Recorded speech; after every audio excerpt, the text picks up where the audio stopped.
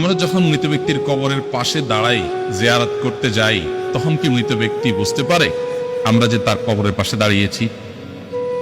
আমরা যখন কোনো মৃত ব্যক্তির কবরের পাশে দাঁড়াই, জিয়ারত করতে যাই, সালাম পেশ করি, তখন তারা সেটা টের পান।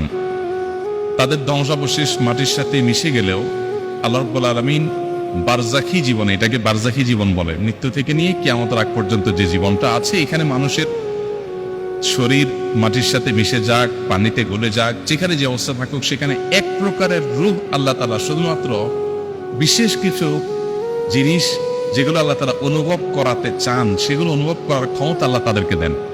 এর ভিতরে একটা হলো এটা যে কোনো ব্যক্তি তার কবর জিয়ারত করতে গেলে, কে আসলো জিয়ারত করতে, সেটা তিনি টের পান।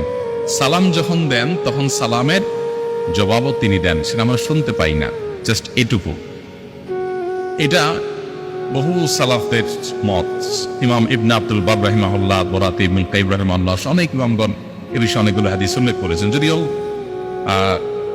আপনার সমকালীন ওলামাদের মধ্যে শেখ বিন বাজ রাহমাতুল্লাহ আলাইহি সৌদি আরবের সাবেক মুফতি, উনি এ বিষয়ে ভিন্ন মত পোষণ করেছেন, আর অনেকে ভিন্ন মত পোষণ করেছেন। তারা বলেছেন যে মৃত ব্যক্তি টের পায় কি পায় না, এই বিষয়টা হাদিস দ্বারা চূড়ান্তভাবে, পরিষ্কারভাবে, ক্লিয়ারলি প্রমাণিত না। বাট তারা আবার এটাও বলেন নাই যে মৃত ব্যক্তি টের পায় না।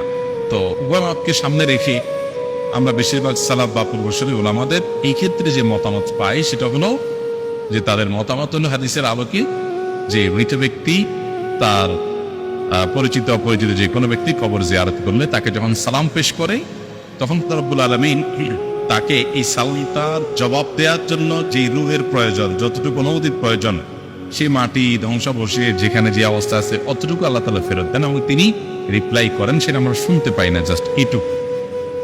তবে মৃত ব্যক্তি আমাদের সালামের জবাব দিচ্ছেন, তিনি আমাদেরকে জানুক বা না জানুক, আমরা গেলাম কি গেলাম না সেটা টের পেলেন কি পেলেন না, এর চেয়ে বড় বিষয় হলো আমাদের জন্য কবর জিয়ারত করা সুন্নাহ।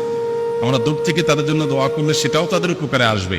কাছে যেই দোয়া করতে হবে এটা জরুরি না, কিন্তু কাছে গিয়ে সালাম পেশ করাটা সুন্নাত। আমরা কাছে গিয়ে সালাম পেশ করলে আলাদা সওয়াব হবে। এই জন্য সাধ্যে থাকলে অবশ্যই কবর জিয়ারতের চেষ্টা করা উচিত।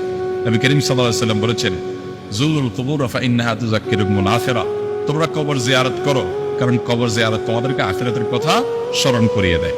তাহলে খোলাসা কথা হলো, মৃত ব্যক্তির কবরের পাশে গিয়ে দাঁড়িয়ে সালাম পেশ করলে তিনি সে সালামের জবাব দেওয়ার মতো শক্তি, সামর্থ্য, রূহ তার ওই ধ্বংসাবশেষ বা তার শরীর দেহাবশেষ, যেটা দেহাবশেষ, সেখানে আল্লাহ তাআলা অতটুকু ফেরত দেন এবং তিনি সেটা দিয়ে রিপ্লাই দেন, আমরা শুনতে পাই না। এবং বিভিন্ন সালাফের বক্তব্য থেকে আমরা জানি যে তিনি টেরো পান যে কে আসলো কে আসলো না।